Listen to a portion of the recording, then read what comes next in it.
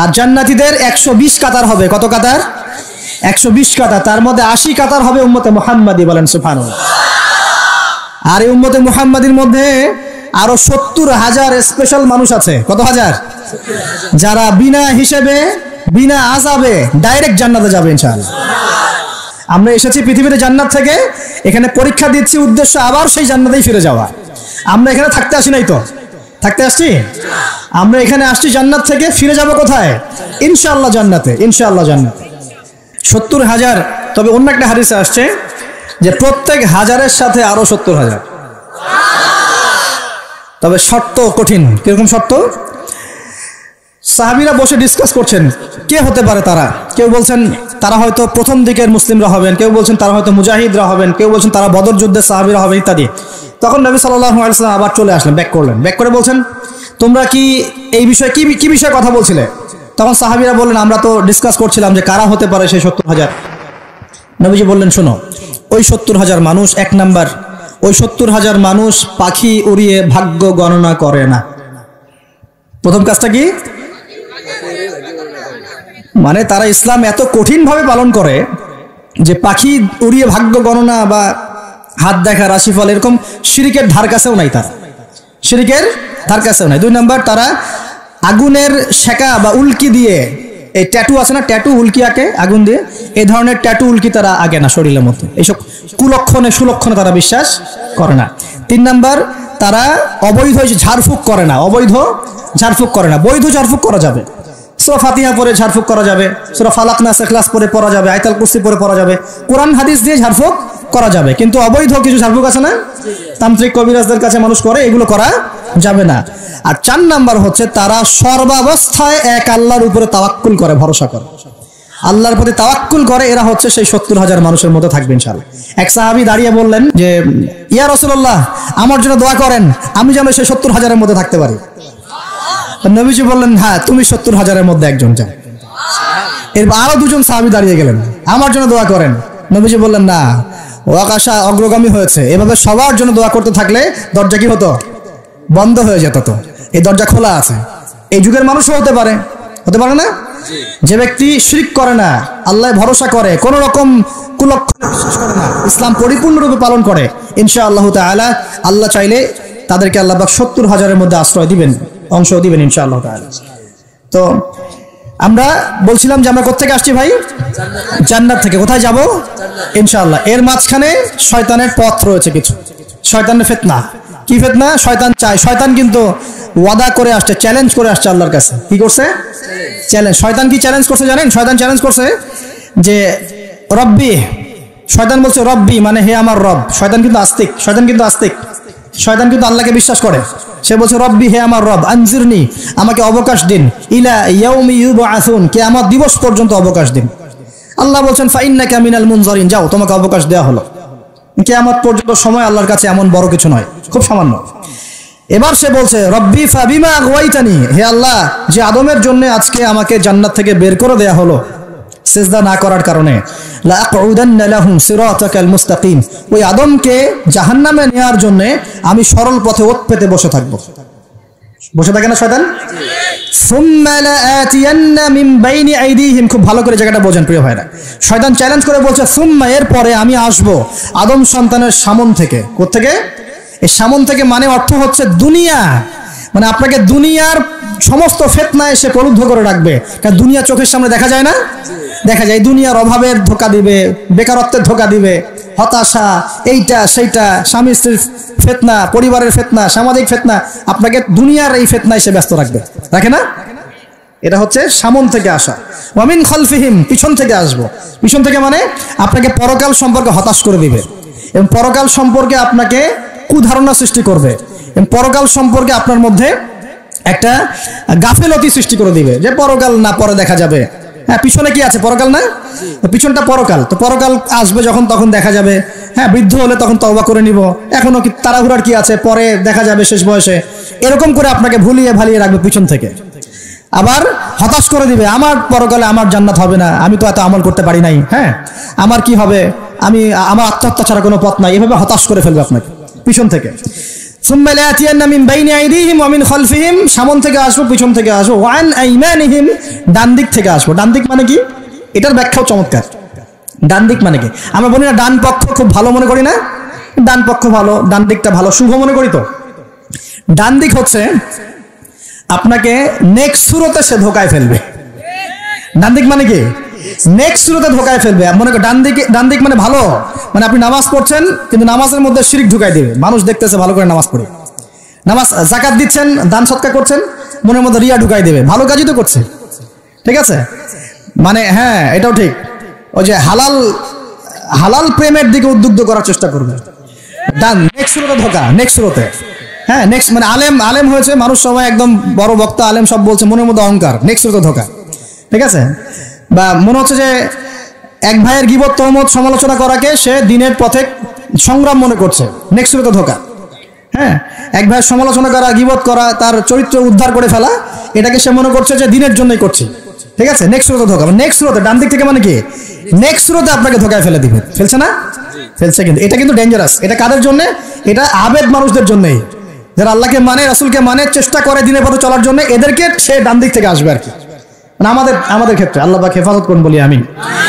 আর চতুর্থটা হলো ওয়া আন শামাইলিহিম, ওদের বাম দিক থেকে আসবে। এটা কেমন? এটা হচ্ছে ফাসেক জালেম শ্রেণীর মানুষ যারা, তাদের সামনে মদ, জুয়া, জেনা সবকিছু উন্মুক্ত করে দিবে। এগুলোর পিছনে ছোট এখন। তো এইভাবে চতুর্দিক থেকে শয়তান আসবে এবং বলবে, আল্লাহকে বলেছে ওয়ালা তাজিদু আকসারহুম শাকিরিন, আল্লাহ আপনি বেশিরভাগ আদম সন্তানকেই শুকরগুজার পাবেন না। এটা কি বাস্তব না? এখন বেশিরভাগ মুসলিম নামাজ পড়ে না? পড়ে না? বেশিরভাগ মুসলিম যাকাত দেয় কি দেয় না? রমজান মাস আসছে দেখবেন বেশিরভাগই অনেকেই রোজা রাখবে না, আছে না? রমজান মাসে মানুষ বেপরদায় চলছে না? রোজা রেখেও মানুষ মাপে কম দিবে না?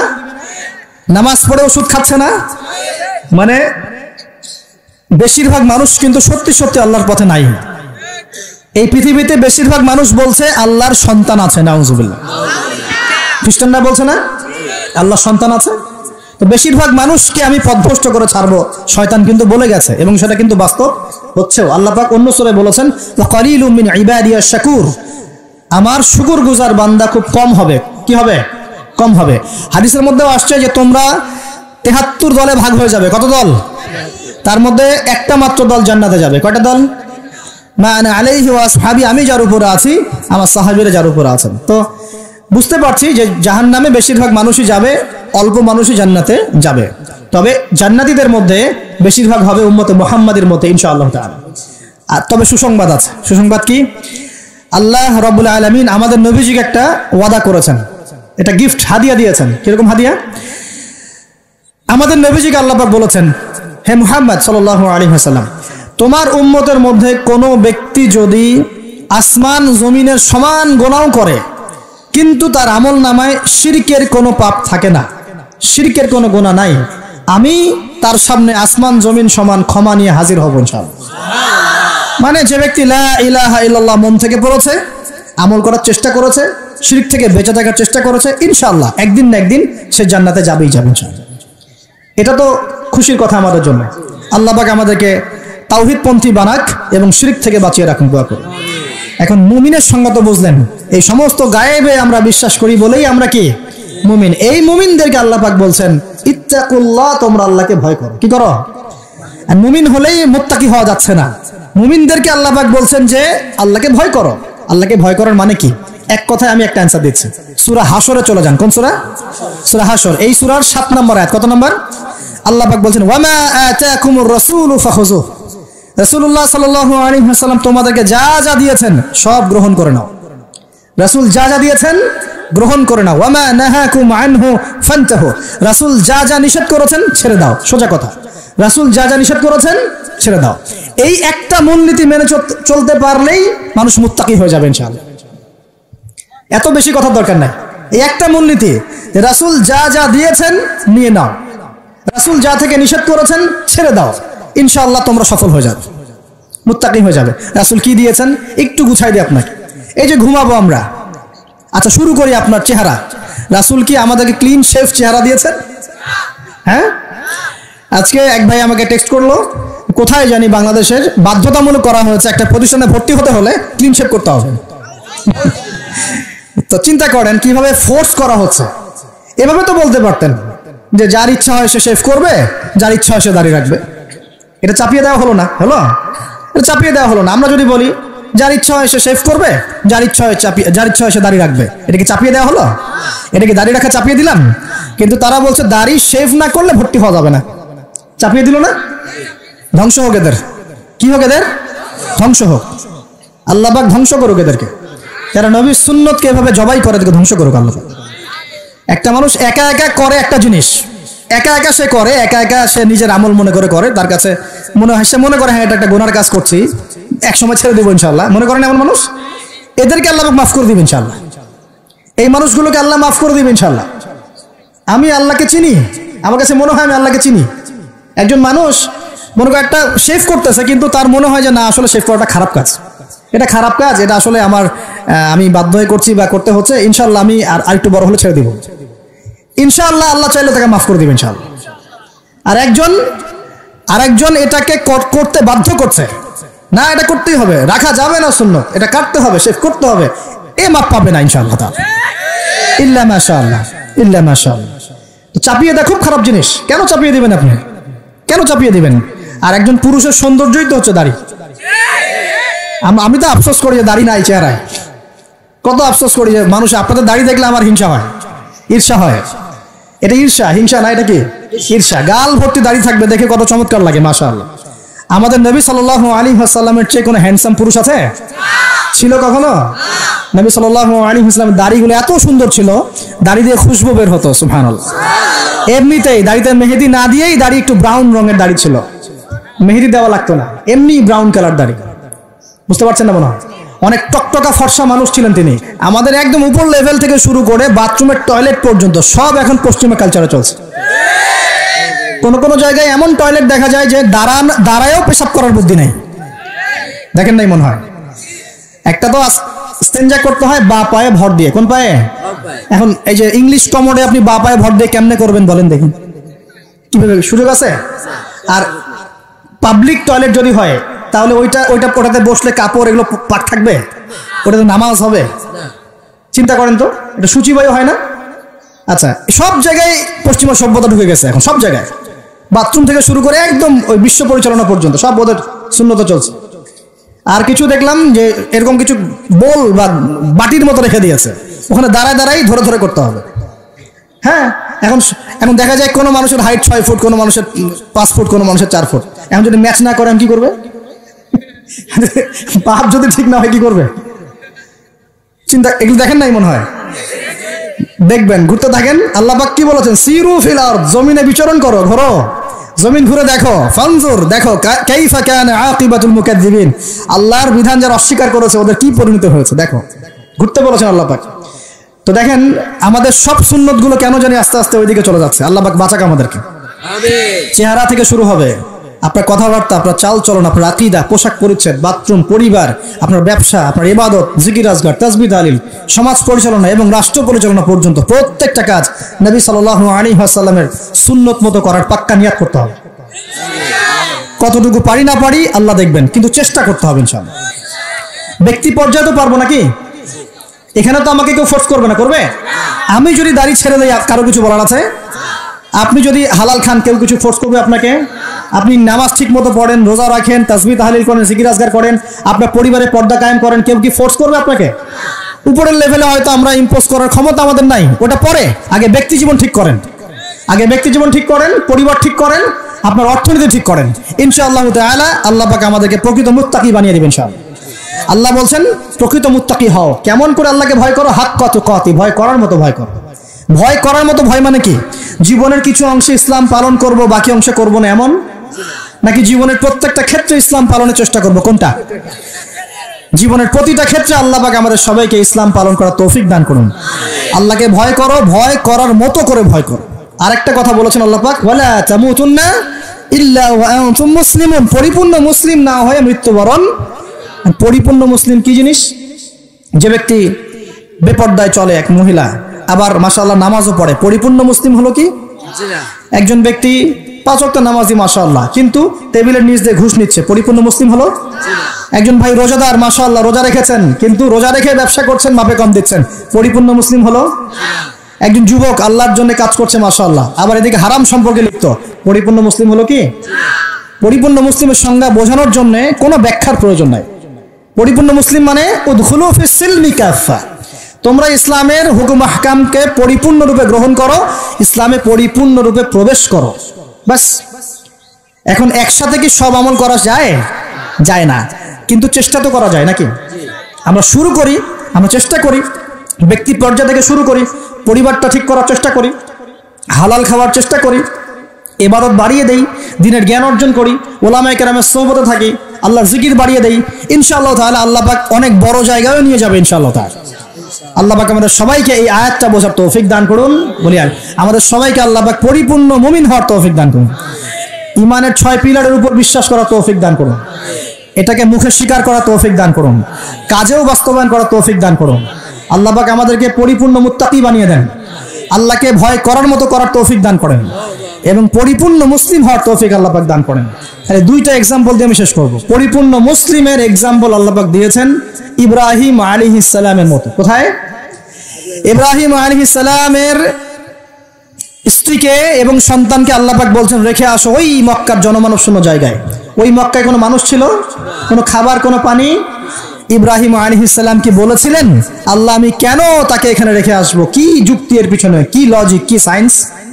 বলেছিলেন নাকি আল্লাহ পাক বলেছেন বাস আমল করেছেন? সামি'না ওয়া আতা'না, শুনলাম মানলাম, শুনলাম মানলাম, শুনলাম মানলাম, এর নাম ইসলাম। কোনো প্রশ্ন করা যাবে না। প্রত্যেকটা প্রশ্নের উত্তর আছে ঠিকই, প্রতিটা প্রশ্নের উত্তর ঠিকই আছে, কিন্তু সব উত্তর বোঝার জ্ঞান আল্লাহ পাক আমাকে দেন নাই।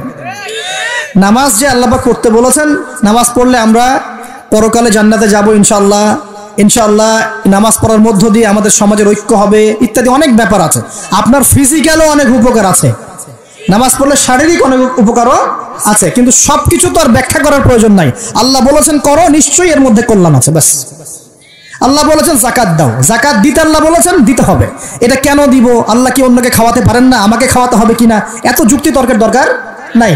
আল্লাহ পাক যাকাত দিতে বলেছেন, নিঃসন্দেহে এর পিছনে অর্থনৈতিক সমৃদ্ধি আছে। আল্লাহ বলেছেন রমজান মাসে রোজা রাখো, এটা এটা এটা রাখলে আধ্যাত্মিক অর্জন হবে, তাকওয়া অর্জন হবে। আমরা রমজান মাসে তারাবি পড়ি, ইবাদতের মৌসুম, কোরআন খতম দেই, আমরা জিকির করি, অন্যকে ইফতার করাই, যাকাত দেই, সাদকাতুল ফিতর দেই, কত ইবাদত করি রমজান মাসে। আল্লাহ পাক করতে বলেছেন, এর পিছনে আরো অনেক কল্যাণ আছে, হয়তো আমরা জানি না। আমার শরীরে হয়তো এমন অনেক সমস্যা হতো যেটা রমজান মাসে রোজা রাখার ফলে শরীর ঠিক হয়ে গেছে, হবে না? ওযু করি, আমরা ওযু করি পবিত্রতা অর্জন করার জন্য, নামাজের জন্য, কিন্তু এই ওযু করার বদৌলতে অনেক ভাইরাস ব্যাকটেরিয়া থেকে আল্লাহ আমাদেরকে বাঁচান না? সব কিছুর পিছনে কোনো না কোনো কারণ আছে, সব কারণ হয়তো আমার জানা নাই। এই জন্য আল্লাহ পাক বলেছেন সামি'না আতা'না, এর নাম মুসলিম, শুনলাম মানলাম, এর নাম মুসলিম। সব এত প্রশ্ন করা যাবে না, ওইটা কেন, এইটা কেন, পর্দা কেন, এই যুগে পর্দা কেন, ইসলামের চোরের হাত কাটার বিধান কেন? কেন হাত কাটার বিধান? এই এলাকায় যদি একটা চোরকে সবার সামনে হাত কেটে দেয় কেউ, এলাকায় চুরি বাড়বে না কমবে? কি মনে হয় আপনাদের? আর যদি তাকে বিভিন্ন ফাঁক করে বের করে দেন, ছেড়ে দেন, চুরি আরো বাড়বে না কমবে? আরো বাড়বে, আরো বাড়বো। দেখবে যে ধর্ষণ করলে কোনো শাস্তি নাই, আরো করবো। মদ খাইলে কোনো শাস্তি নেই, আরো খাবো। চুরি করলে কোনো শাস্তি হয় না, আরো করবো। বাস, এই তো বাড়তেই আছে দিন দিন এগুলা। আর যদি সবার সামনে ধরে একটা ধর্ষককে ফাঁসি দিয়ে দেন, আর ভয়ে কেউ ধর্ষণ করার চেষ্টা করবে না। আল্লাহ পাকের বিধান প্রতিটাই কল্যাণকর। এখন মানুষকে এগুলো বোঝাতে হয়। আফসোস, কিছু মানুষ বলে ভাই সব জায়গায় ধর্ম টেনে আনবেন না। সব জায়গায় ধর্ম টেনে আনবো না মানে কি? সব জায়গায় আপনার মন গড়া বিধান টেনে আনবেন না, সব জায়গায় ধর্ম ঠিকই চলবে। আমাদের এটা কি শুধু ধর্ম না, জীবন ব্যবস্থা? জীবন ব্যবস্থা কি পুরো জীবন কেন্দ্রিক হয় না? এখানে ব্যক্তি জীবনের হেদায়েত নাই, এখানে পারিবারিক হেদায়েত নাই, অর্থনৈতিক হেদায়েত নাই, সামাজিক হেদায়েত নাই।